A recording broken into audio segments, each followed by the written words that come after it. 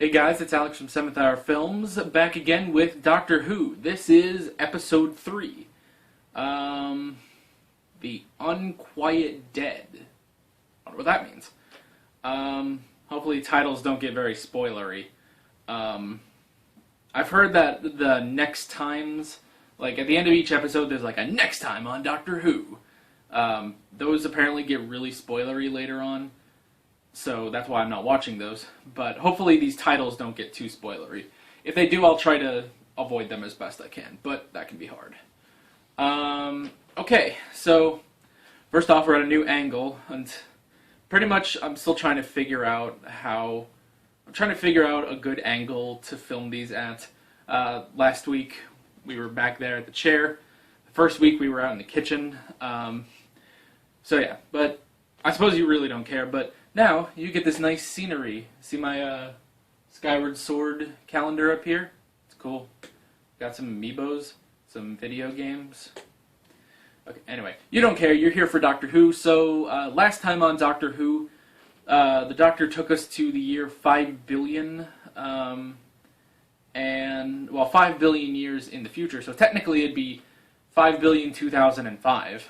But yeah, it was basically the date when the sun expands and destroys the Earth, which was kind of sad. It was a bit of a depressing episode when you really think about it, but at the same time, it did have an uplifting ending, actually, that it's like, yes, everything around you will be gone at some point, but, see, I don't even know, it didn't even, like, have a message at the end.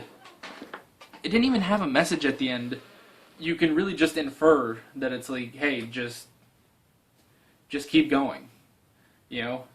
Sometimes, even if things aren't gonna, amount to anything, it doesn't matter. Just go get some chips, I guess. Which apparently chips is like, just some British thing. So yeah. Anyway, so yeah, that was pretty much that. We had a kind of a one-off villain with the last human, yeah. Technically the last surviving pure human, I guess. And so that was kind of interesting. We got a lot of cool aliens, and that's pretty much it. So let's get on to episode 3, and hopefully we go back to the past. Or to the new Roman Empire. I don't think we are. But I would love to see the new Roman Empire sometime. Someone pointed out, like, hey, they probably don't have the budget for the new Roman Empire. It's like, darn it. Hopefully in the future, maybe. If they haven't done that, someone go contact the BBC to tell them, I want the new Roman Empire. Okay, let's get rolling on this. Yeah, actually check to be sure I'm still recording. Yay. Yay. Here we go. Well, I think we're in the past. I get the feeling she's not going to be dead. Come on. Oh. Something's happening here. Yeah, okay. Oh, that's creepy makeup, too. Oh, he's in on it. It's like that James Rolfe movie, The Deader the Better. Make a living killing the dead. What happened in 1860? I don't know. Let's find out. Hold on. Here we go. I like that there's really no plan. Like, he's not like, alright, I have a specific list of places that we need to go, or we have these time aberrations or something. It's like, no, let's Where are you, girl? go to 1860. Why? Quicker. Why not? And we will. As soon as I get that dead old woman locked up and safe and sound. Now, See, this is stop one of those panicking, things girl. that Get the I'm hearse ready. like, We go if on I this was trip. in like a house that like caused the dead to come back to life or something, or if I was in like a haunted house, like, getting the hell out of there. Everyone's like, no, we have to fix it ourselves. Like, I'm freaking moving across the country. You can go back and see days that are dead and gone, 100,000 sunsets ago. Quit being existential and just go out there for once. Up through there. First left, second right, third on the left. Go straight ahead. Under the stairs, past the bins, fifth door on your left. Hurry up. We haven't seen other rooms in the TARDIS. Where is she? So she has some powers too. That's interesting. She lost her. So many strange things. Start in her taking head. notes. Excuse me, sir, Mr. Dickens, this is your call. Mr. Dickens, Christmas. Oh, I'm a moron. Quite well, sir. I'm like a ghost. Condemned to repeat myself through all eternity. So this is how he gets the idea for Marley. That's interesting. No, I can't. Oh, I miss snow. I wonder, does he have like a thing to... Kind of like his psychic paper, like his clothes are psychic, I guess. Oh. Yeah, those carolers. I miss Christmas. Any man explain Oh, to me if he duh, he's already How written it Christmas Carol. I'm an idiot. Scrooge, having his key Now in he the just lock, feels like Marley. saw... Hmm. What is this? That's freaky. Oh, this is turning into like Dead Silent or something. Nope. That's more like it. Don't turn into Hercule, man. Don't say this is all trickery. Charles Dickens. Yes. The Charles Dickens. He's a fan. Charles Dickens, you're brilliant, you are. My friend, she's only 19, it's my fault. She's in my care. 19, huh? Why are we wasting my time talking about dry old? I'm your number one. Number one fan. That's cool. Oh, that guy. I'm sorry, sir, we closed. Nonsense. It's meant that an undertaker keep office hours. The dead don't die on schedule. I demand to see your master. He's not in, sir. Like to me, child. Summon him at once. Damn. I'm awfully sorry, Mr. Are you alright? Come on, Rose. Does he look alright? You're kidding me, yeah? Well, you tried. This is such a weird thing to bring Charles Dickens in on. I think this is my dance. Just takes her. Do they kind of recognize him? Or maybe they realize he's an alien. What's the rift? A weak point in time and space, a connection between this place and another. That's the cause of ghost stories most of the time. That's how I got the house so cheap. Interesting. Stories going back generations. Charles just leaving. Echoes in the dark. Queer songs. That's an of interesting demons explanation for in the ghosts in a time travel show. passing over your soul. Boy, the Doctor just loves everything. Has it all been for nothing? That's a heavy question. I get it. Please, miss, you shouldn't be Like, if happy. there's It's so all much right more to die. crazy stuff to Sleep this worked you world, to death. are you wasting your time just living a life? I totally get that. How much do you get paid? He was very kind to me to take me in. Because I lost my mum and dad to the flu and stuff. He's just under a lot of stress because they are effing ghosts. How do you know this? Mr. Sneed says She's a everything's right. telepath. That's Can you it. remember me? You grew up on top of the rift. You're part of it. You're the Ew. key. I've tried to make sense of it, sir. Interesting. Consulted with spiritualists, table rappers, all sorts. By the way, Well, that should help. You can show us what to do. just to say in the middle of What to this, do I love with? the show. I'm We're completely gonna have a hooked. seance. Seance. Someone better call Constantine, man. Whoa. The time war raged, invisible to smaller species, but devastating to higher forms. Our bodies wasted away. So that's why the humans wouldn't know about the in time this war. gaseous state. I mean, it's not... Not decent, not polite. It could save their lives. Open the rift. Yeah, I'm with the Doctor on this Go one. through. We're dying. Help us. Pity the girls. It's like if there was no purpose to it, then it's like, well, who cares? You know, don't. It's like don't give them the dead. You know, they're the dead. You gotta respect it. But at the same time, it's like this could save their lives. It's all. I totally understand Rose's point of view. We need to find the rift. I totally understand This house is on a Rose's weak point of spot, view, so there must but be a spot that's weaker you than any gotta other. try Mr. to Sneed, save these what's the people. weakest part of this house? The place where most of the ghosts have been. morgue has to be the creepiest place. It's not like an iZombie or something. Talk about bleak house. You don't have to do this. My angels. Yes. But it's not. I can see You just said it's not a permanent solution. I can see you. He's gonna take them to a place to build new bodies, so... Come to me.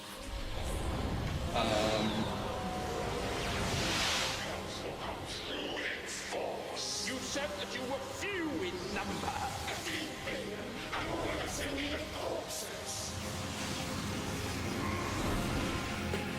Yeah, I don't think the TARDIS can hold that many people. Stop this! Oh no, that guy. Oh, now he's a corpse.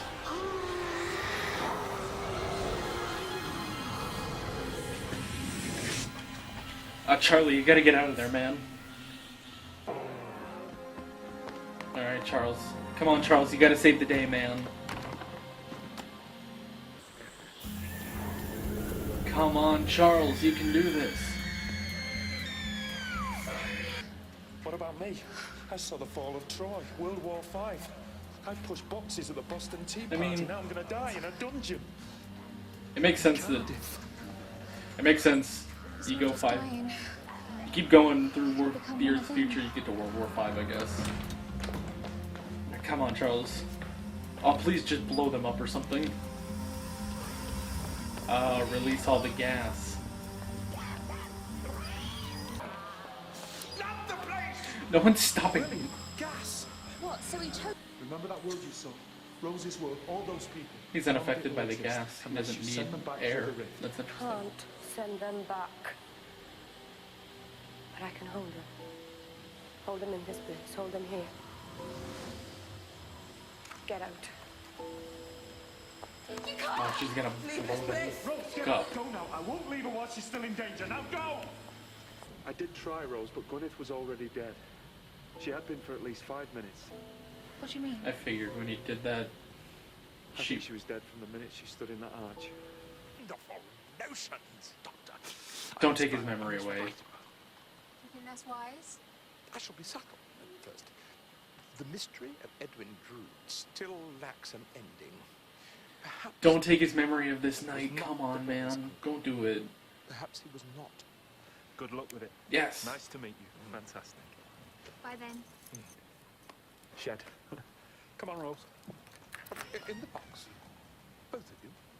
Down, boy. See ya. But in your time, he was already dead. We brought him back to life. And he's more alive He now was than already ever dead, I did guess Charlie that's the Brown. thing. Let's give him... Alright, that was episode 3, The Unquiet Dead. Whew, okay. I said this in the middle of the episode, but I love this series. I just want to tell you guys right now, I love this series. This is so much fun. I love it. And especially now, yes, we're going back in time. I love that. So, I guess I got a couple things that I wrote down. Figured I should start taking some notes during this so I'll remember some things. Although now that I really look at it, there's not a lot here that wasn't already answered. Other rooms in the TARDIS. We haven't seen any other rooms so far in these 3 episodes, but I mean, this is one of those things about a series as popular as this one. You hear some things. I swear I've heard before that, like, the TARDIS, like, there's the main room with, how you go back in time, like the control center, and then there's a library. That's about as much as I know, which would make sense. A time traveler would have a library. So, hey, if there's a changing room, that makes sense too. So, there's that. Powers, that was initially, I was like, oh, now I remember what that actually meant. It's interesting, they explain away that Gwyneth's powers are because she lived over the rift for so long. But it's interesting that in this time travel show, there's already people with powers. Oh, excuse me, there's people with powers back in time, which is really interesting. Because, like, if you take, and I know I bring this up like every episode, but if you take a show like Legends of Tomorrow, when they go back in time, to meet like P.T. Barnum or someone, it's like, he doesn't have powers. He's just, P.T. Barnum. Why would he have powers? He's just a dude, and he kind of, he'll kind of be the villain just because he has some buff dudes and a gun. Which you would think the Legends would be able to get over, and that's why, the main villains are always like Vandal Savage, or the Reverse Flash, or now we have Mollis. Whereas here, I like that, so far there's no overarching villain right now, and when they go back in time, and this is just the first instance they've gone back in time, but still, when they went back in time here, there's already someone with powers. So that's interesting, and it's not just, even though it kind of is like, these aliens are giving her the powers, which technically, she lived above the rift, so technically, yes, that did give her powers, but she's had these powers for years. So that's really cool. The other thing I got is psychic clothes. I wrote that down because does everyone just see the Doctor the way he was dressed, like in his jacket and his like t-shirt and stuff? I get the feeling from some of the things the people were saying that yes, no one really saw him any differently, like what he was wearing. But I kind of wrote down psychic clothes, like kind of in the last episode he had like that psychic ID card, which will show the person what they want to see. So I don't know. I was just kind of wondering that because he made this whole deal about Rose dressing up for the time period, but then he doesn't dress up for the time period. But maybe he just doesn't. So. And I also wrote down gas spirits, but that was because I was originally confused. I was like, so wait. Basically, I was saying, like, are spirits made of gas, or are these gas things mistaken for spirits? Which, it ended up being the latter. So, that's pretty much that. Yeah, this was a really great episode. I really loved this episode. I don't really know if there's a whole lot else I can say. Yeah, really good, really interesting, and can't wait to see where we go from here. Yeah, so that is basically it, and I will see you guys next week for episode 4. I'm Alex from 7th Hour Films, and I will see you guys next week. Take care. Okay, guys, so this is weird, but just something I wanted to tack on at the end of this video. First off, right now I'm in my car at school, and on my way here there was something I kind of wanted to talk about with this episode. So I'm just going to briefly talk about it here, and then we're going to end the video. So one thing I kind of wanted to talk about is it's interesting to see sort of, I guess, the differences between Rose and the Doctor. And sorry, this is going to be kind of shaky. I'm just kind of holding this with my hand. And so something I noticed, I guess the difference between Rose and the Doctor is that Rose seems to be very compassionate, and the Doctor just kind of isn't. And, well, not to say that he's, like, stone cold or something, but he's not as compassionate, or he's not as understanding. And, maybe that comes from, him being an alien. He's not used to human, or he doesn't really have the human empathy, or maybe he does. He does. He did say that he pitied the aliens, whose name I don't remember. Sorry, but yeah. Granted, he did show like compassion towards Charles Dickens when Charles was like, going through some stuff, and the Doctor was like, "No, you're amazing. Come on, you gotta be able to believe this," and stuff. Whereas with Rose, Rose was comforting Gwyneth, which was good, but the Doctor was kind of, I don't want to say not compassionate or anything, but I don't know, he was a bit more, I don't want to say cold either. He was just, I don't know. It was interesting.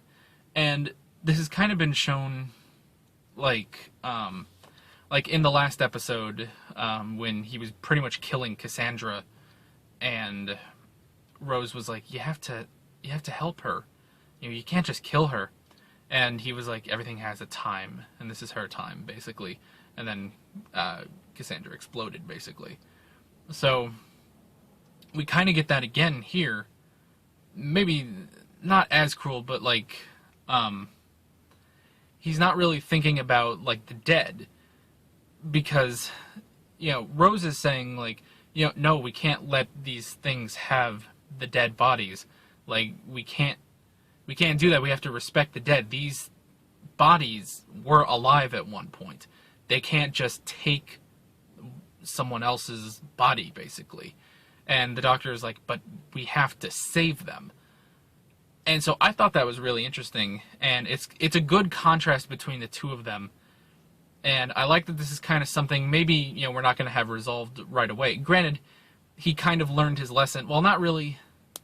The thing is, if the aliens were honest, well, were basically, you know, the few that the doctor thought they were, and like if it was just a few of them and they took the bodies and stuff and they let the doctor help, and, you know, they weren't trying to kill the human race, the doctor would probably be like, see, I told you this was the good thing to do. But because he kind of just like blindly trusted them, you know, and maybe this kind of leads into the Time War a little bit. Like, maybe he feels guilt. He feels guilty about things that happened in the Time War. And, so maybe all that guilt kind of got to him, and so he was like, no, we have to help these things no matter what. And pretty much that blind trust in them led... pretty much, I mean, I don't know, obviously I don't want to say to his undoing, because, you know, he survived, but it wasn't right to trust them outright, because they lied. There were billions of them, and they were going to take over all the human bodies and destroy the human race so that they could survive. So it's like, I kind of want to say he learned his lesson, but I kind of think he didn't. I didn't think there was really a lesson to be learned there. Like, maybe he should have showed a bit more compassion, but at the same time, it's like, I understood his point of view. Like, no, you should, if you can save an alien race, then you should save them. But I also understand Rose's point of view, where she thinks that we need to not give the bodies because we need to respect the dead, and I totally get that. So it's good to see, like, it's good that we give both points of view fairly, and, like, neither one of them are particularly villainized. Yeah, and maybe it wasn't really that the doctor learned his lesson, like, oh, maybe I need to respect the dead or show a bit more compassion, because like I said, his point of view was valid. If we can save these aliens, we should. And I get that. The lesson may have... I suppose the lesson, if there is a lesson from this episode, the lesson should really be...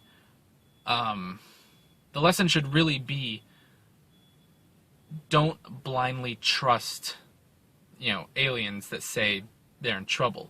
That might be something the doctor learns from this experience, is that he can't... Just because he feels so much guilt about the Time War, he can't just blindly trust anything that says they were affected by this.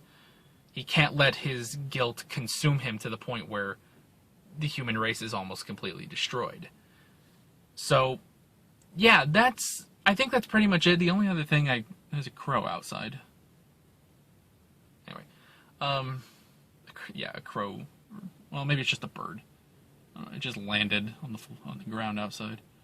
So, just picking stuff. Anyway, I guess really the only thing to talk about is that I kind of said in the last episode, like, it was good how in the first episode, Rose saved the day, which showed that she can be useful and she should be with the doctor. And in the second episode, the doctor saved the day, which is good to show that they need each other. It's interesting that in this episode, neither of them save the day, but Charles saves the day. Charles Dickens saves the day. Jeez, my hand is getting really shaky. I'm sorry. I'm going to wrap this up really quickly. So we've kind of run the gambit of, okay, she saved the day, he saved the day, now, the new character for the episode saved the day. So, yeah, we'll see where it goes with that. There's really nothing else I can comment on that, just an interesting observation. Yeah, I'd say that's pretty much it. I better get to class, so yeah. Once again, I'm Alex from 7th Hour Films, and I will see you guys next time for episode 4. See you guys then. Hey guys, if you like this video, then you should check out some of my other videos. Right here are all my reactions to Doctor Who. Right here is a Let's Play of the Elder Scrolls 2 Daggerfall, and I'm not even sure what this one is, but you should probably check it out too. And here you can subscribe if you haven't already. Thanks for watching.